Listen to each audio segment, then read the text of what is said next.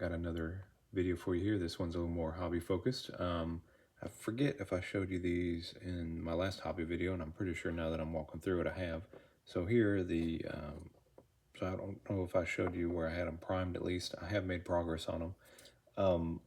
These are to turn my existing KV1s into T30, or ZIS, not ZIS, ZP KV1s. And then just the palette of COM-SOM-LETs I haven't painted. Primarily the reason for that is I've been painting this guy, so T34 ZP. So I finished this one up not too long ago, and just getting him. I believe I've played one game with him painted, or at least built. So yeah, just got this guy pulled together, and so yeah. So I've really been focused on getting that painted. So I didn't really, the transports I hadn't done too much with, mainly because the, get this guy over here. As I've been playing my games, I realized one of the issues with the COM-SOM-LETs is only comes with an LMG, which, I mean, it's decent. It's armor 7, it's cheap. It carries 6, which is kind of what I've been running my squads at. But what I really been needing, and I had a buddy help me out with this, is a palette of M3 scout cars. So I know this doesn't help my backlog, but this does help me in the sense of when I have some 3D prints coming for the HMGs. But yeah, the fact that this comes with an HMG gives me the ability to actually get around the troops and actually damage, vehicles and things, infantry, monsters at range. Because of the HMGs, they get their full pin at 30, or was it 48 against any living thing, not power armored. The power armored stuff you got to be within 18 or half range. But at least against any of the werewolves or zombies or anything like that, at full range, I'm able to sit back and at least put some shots on them. So I'm going to start, I've played a couple of demo games just with some count as, like trucks as these, but now I actually got some models. I'm going to go through, I trimmed off some of the filament stuff. I got to come back in. I'll probably put a couple coats of paint on it, kind of smooth out the lines, and then get everything else painted. I think want to say Company B Miniatures has some vehicle drivers. I don't know if I want to put them in here. They are tiny. I don't know if I just missed the scale or something, but either way, I'm gonna see how they fit in here, see how they look. But yeah, they just look super tiny. I also have some coming from Warlord, so I'm gonna try them out to see if that does anything, if that's better or these are comparable in size.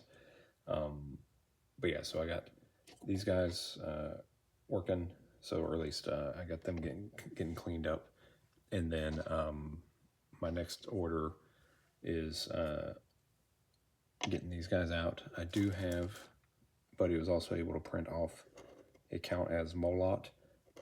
Then like a dum-dum, I dropped it, so I'll be going back and fixing this guy. But he stands pretty tall. Once obviously I don't have his legs or anything together, but he stands about yay tall, which I assume is about proper height for the Molot.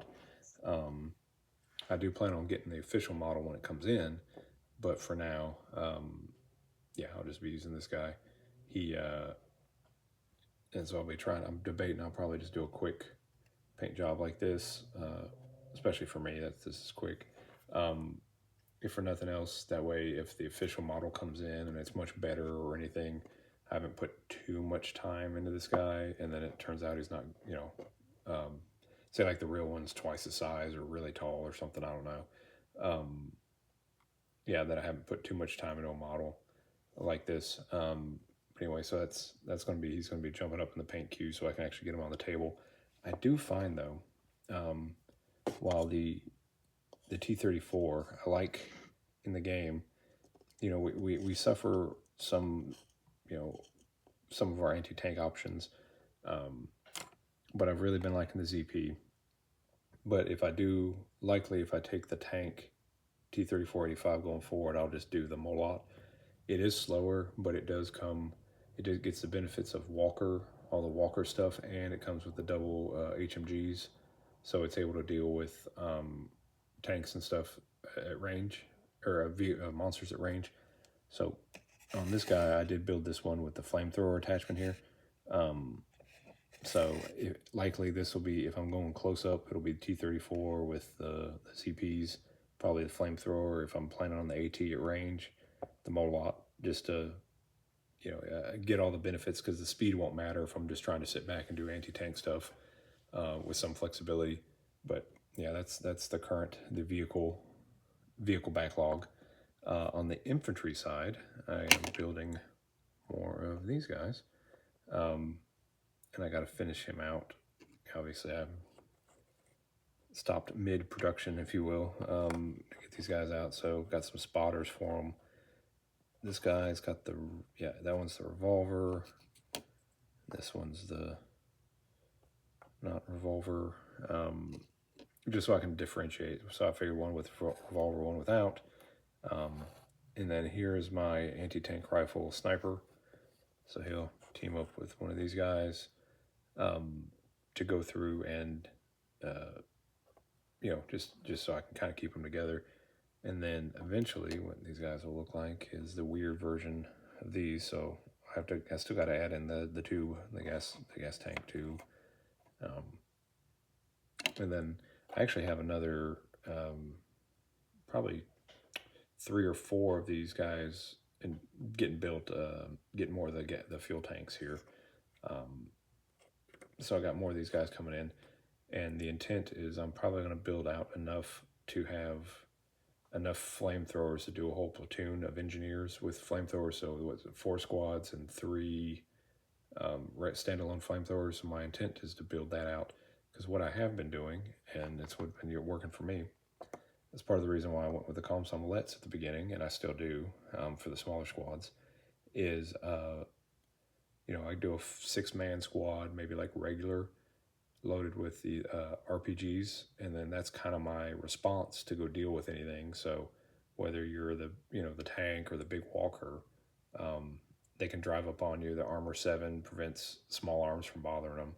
They can take objectives, or in the case of the engineers, the flamethrower takes out anything, or at least has a chance. You can cook off the infantry, and then against any armor, any of the walkers, it does the added, it's a test or die. So I'm hitting you with pins, hopefully with mix of M3 cars, Molots, and other HMGs around. I can maybe put a couple pins on it and then come in and hit you with a flamethrower, and so your nasty walkers are popping off and running away. That's kind of in my list. I'm running a number of points of luck, so I have 3 or so points of luck usually, 3 to 4. That way, whenever I do the flamethrower hits or something like that, I can make sure I get what I need with a reroll or something to make it happen. But yeah, so that's what I've been running. Honestly, I haven't done enough to do 2 platoons to get 2 snipers. I'll probably, if I start testing that out, I'll build another one of these guys. I've been pretty much been including an AT sniper rifle in all my lists, and I've not been particularly disappointed. The ability to, take out the monsters, fire at vehicles with the +1, because you can say you're sniping and you just get +1. So it's a great for doing the anti-tank range for light vehicles, popping off, especially with all the points of guts and this, that, and the other. Being able to hit and take the guys out has been pretty useful there. So so far this guy's been useful. But nope, that's all my hobby progress so far. I need to do one thing, kind of pulling all these guys out and going through everything. I realized I haven't done a group, an army video of the showcase of everything. I've probably got a couple thousand points painted since then. But either way, I'll probably knock that out. I guess with the new book coming out in March, I might do a kind of little review or something of that when it hits, and then that'll give me enough time to get some more of this stuff painted, uh, and I'll actually see how much I have painted since my last showcase, and then if it's worth amount, I'll kind of do an army showcase, and then I'm also going to start testing this video, maybe some other means of doing battle reports where, you know, the video is running the whole time, or maybe after each turn, I run through and just kind of do a quick little 30-second minute run through of it. Well, let me know if you have a preference, because I'm open to trying. I just got to figure out. I also try not to video and do too much to where it interrupts the game. So trying to strike that fine balance. But anyway, yeah, I got more of these Russian gas mask heads on the way. They're from Westwind Miniatures. If you haven't looked them out for all your Weird War stuff, I would, at least for the heads. They're great because they pop on. You got to drill out a place in the neck for them, but I think they scale pretty well, especially if you're Germans, and I think Americans and the British and stuff. They got a couple different options. The Russians, we get the one, which works. But yep, that's what we got. So thanks again for watching.